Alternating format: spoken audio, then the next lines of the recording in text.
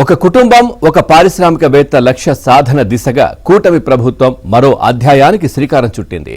MSME రంగంలో భారీ స్థాయిలో పెట్టుబడులను ఆకర్షించడానికి సిద్ధమైంది. యువ పారిశ్రామికవేత్తలను ప్రోత్సహించడం, ఎంఎస్ఎంఈ ఉత్పత్తులకు అంతర్జాతీయ స్థాయి మార్కెట్లతో అనుసంధానం కల్పించడమే లక్ష్యంగా ఎంఎస్ఎంఈ గ్రోత్ సమ్మిట్ 2026ను నిర్వహిస్తోంది. విజయవాడలోని డాక్టర్ బిఆర్ అంబేద్కర్ కళా వేదికలో నిర్వహించనున్న ఈ రాష్ట్ర స్థాయి సదస్సును సీఎం చంద్రబాబు లాంఛనంగా ప్రారంభించారు.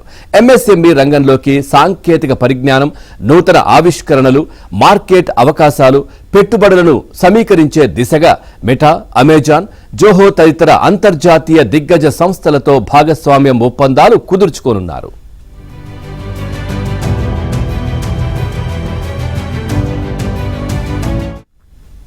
ఏపీ క్లస్టర్ డెవలప్మెంట్ ప్రోగ్రాంలో భాగంగా 200 కోట్లతో రాష్ట్రంలో 45 ఎంఎస్ఎంఈ క్లస్టర్ల అభివృద్ధి పథకాన్ని సీఎం ప్రారంభించనున్నారు.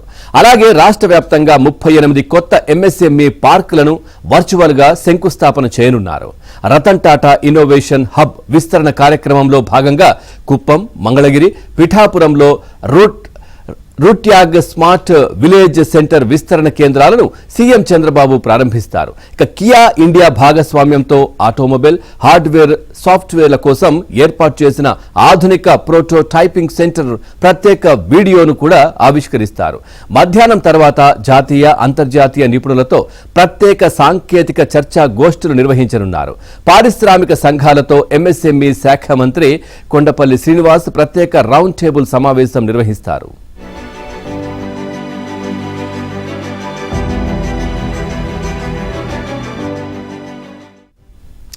ఏపీకి చెందిన 10,000కు పైగా ఎంఎస్ఎంఈ ఉత్పత్తులను అంతర్జాతీయ ఈ-కామర్స్ మార్కెట్తో అనుసంధానం చేస్తూ అమెజాన్ సంస్థతో ఎంఓయూ చేసుకోనున్నారు. ఇక ఏపీ ఎంఎస్ఎంఈ వన్ పోర్టల్ ద్వారా అర్హత ఉన్న పారిశ్రామికులకు వ్యాపార సాఫ్ట్వేర్ కొనుగోలుకు 50,000 విలువైన వాలెట్ క్రెడిట్లను అందించేందుకు జోహో కార్పొరేషన్తో ప్రభుత్వం వ్యూహాత్మక భాగస్వామ్యం కుదుర్చుకోనుంది. వొడాఫోన్ ఐడియా, బిజినెస్, సిఐఐ, నీతి ఆయోగ్ల భాగస్వామ్యంతో రాష్ట్ర వ్యాప్తంగా 1,00,000 పారిశ్రామికులకు ఉచిత డిజిటల్ వెచ్యూరిటీ అసెస్మెంట్ చేపట్టనున్నారు. ఇక డీప్ టెక్ సాఫ్ట్వేర్లకు ఆర్థిక సహకారం అందించేందుకు 20 కోట్లతో ఏర్పాటు చేసిన ప్రత్యేక సీడ్ ఫండ్ను అధికారికంగా ప్రకటించనున్నారు.